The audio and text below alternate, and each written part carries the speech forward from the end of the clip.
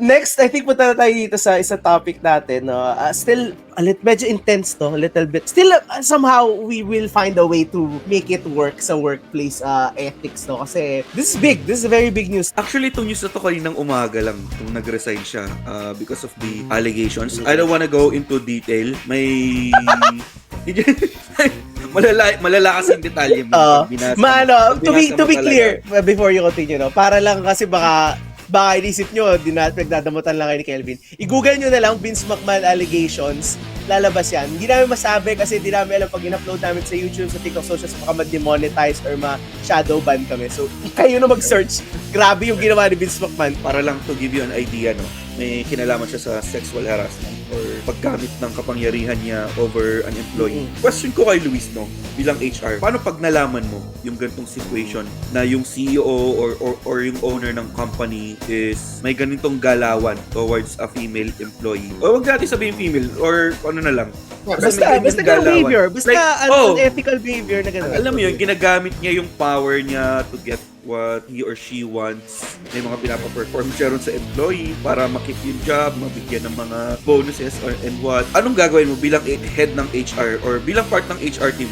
Would you step in or would you turn a blind eye na lang para to save your job na rin? CEO yung babanggayin niya eh. Diba?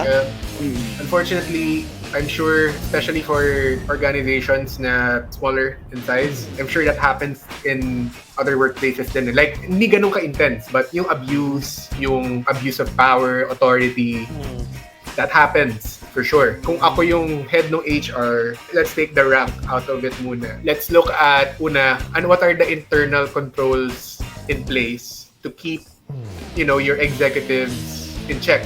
Like, meron ba silang board? In certain organizations, may mga board of directors or, execom. May ganun bang escalation point na pwede mong i-report yung that C-suite role na ito yung ginagawa niya, ito yung evidence, right? If meron, then you have to do that. Kasi bakit? If you don't do that, that will catch up with your organization. Kasi, especially these days na daling mag-report, you have to think that person's presence in the company is detrimental to our culture, to the safety and well-being of our employees. So we have to get them out. And dapat ikaw, if yung head ng HR can do that, diba? If I was in that position, kung may ganun akong pwedeng pagsabihan, like the board of directors, then I must, diba? I will. Ngayon, what if walang higher role sa kanya? Then you confront. You have to. That's your job. If he doesn't accept, report elsewhere. Report to DOLE. Report to yung sexual harassment is a criminal offense, di ba? Yes. You could escalate that to external crime. So you could escalate that to external authorities already. Be it DOLE. Hirap. Right. That's a heavy topic kasi I'm sure that happens kasi. I've heard instances na especially in smaller organizations na yung GM or whoever owns the place may ganyong behavior. You gotta confront them. Kasi otherwise, dalawa yung mangyayari. You'll be perpetually firefighting the rest of your stay there as HR kasi you're protecting the company's image, yung employer branding you. Or, you're tolerating that and that says a lot about your professional and personal principles na rin. Yun, escalate it elsewhere. Board of directors, external authorities. Hindi siya tama. Pero pag ganun, you did the right thing. Kasi technically what you're saying is, syempre, you'll do the right thing, no? That's commendable for you and whoever else na ganun yung gagawin. Pero, let's be real, no? May risk yun sa inyo, no? That you might get fired. Pwede talaga, no? Pwede kang ma-fire dahil you know too much. Parang you kind of have to, eh. Kasi ang mangyayari doon, no, we don't know the full details of this lawsuit and the allegations. Pero, technically, kunwari lang ikaw yung HR ni na Vince nun. Kunwari lang. Tapos, ng WWE or ng organization to. Tapos, ni-report sa'yo. Tapos, you turn the blind eye. Technically, liable ka, di ba? Yeah. Sa laws. Like, so, pwedeng dawit ka din eh. So, tama ka in that sense. Rather get fired than, number one, maging masamang tao and, di ba, kawawa yung mga agrabyado. And then, second is, you could technically be part of the lawsuit or kasi responsibility mo yun kasi hindi mo parang you tolerated the crime. But grabe itong issue nito, no? First, like, so parang tayo, di ba? We're resting kasi minsan nagjo-jokes tayo about WWE, nagjo-joke tayo about Vince McMahon and all.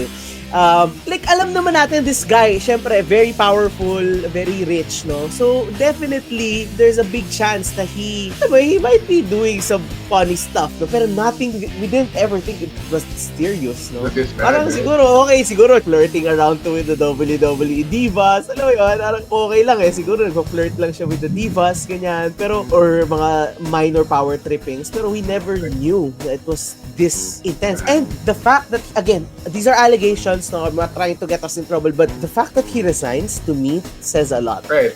He resigned eh. So there's some legs to these allegations, maybe. Baka na-push din kasi siya nung board. And kasi nawala na sila ng sponsors dahil dito. Kasi may sponsors sila na Yeah. kanina lang nag-back out din yung sponsors nila para sa Royal Rumble, so umalis na rin sila. And then there are also some na nagbabalak na rin to Pull out. ties with WWE. Oo, kasi due to this issue nga. Well, ako, experience ko before, laganap yung ganito. Hindi lang sa CEO, chairman, pati sa mga Managers. ano siya eh. Oo, yung mga doon, hindi gaano nakakabenta, Right. ginagawa ng diskarte sa boss nila para hindi sila itanggalin, or para makabenta sila yung mga customers or kliyente nila. Doon, ayun yung kapalit para bumili. Right. Parang kailangan do this deed or perform this action. Ganyan. So normal talaga siya, nangyayari siya. Pero wala eh. Kapag in detail talaga, lumalabas kung gaano kalala yung mga So mahirap palang pag-usapan yung ganito. And ang masakit lang dito kay Vince kasi may mga ibang ano man tawag dito, divas. Sige, tawagin natin sila divas.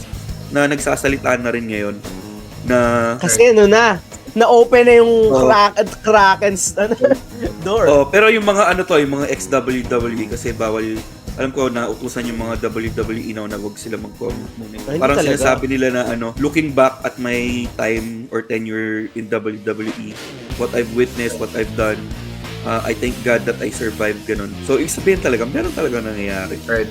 Well, allegations to, hindi ko naman sinasabing totoo, no? Pero posible talaga. Baka ikaw habulin ni Vince.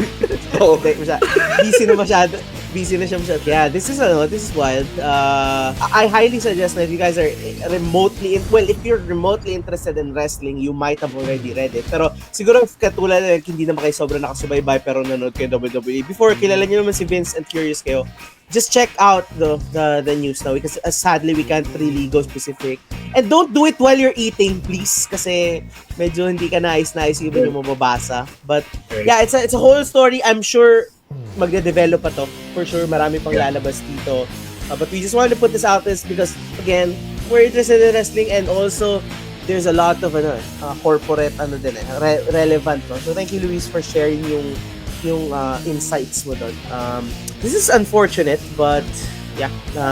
Siguro before we end this note lang, no, what do you guys think will happen here? What does this mean for the future of WWE? Tama yung sinabi mo, Calvin, no? Parang pinag-resign na rin siya kasi yung mga sponsors na pull out. No? It doesn't necessarily mean he's guilty. But to be honest with you, the reason why I say the allegations might have legs to it is because this is not the first time this has happened where there are allegations sa isang CEO and the company stood behind the CEO or the chairman. Ano na mangyari sa WWE? Like, this is kasi umalis na siya. So, but the culture may hit na yan.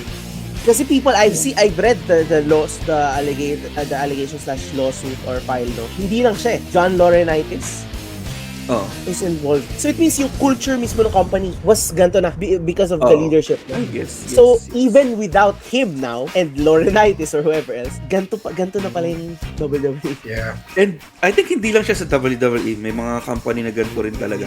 Na, of course, di natin alam na natatago nila. Pero sa WWE, yung tanong mo, nagbago naman siya ever since nung he first stepped down as chairman.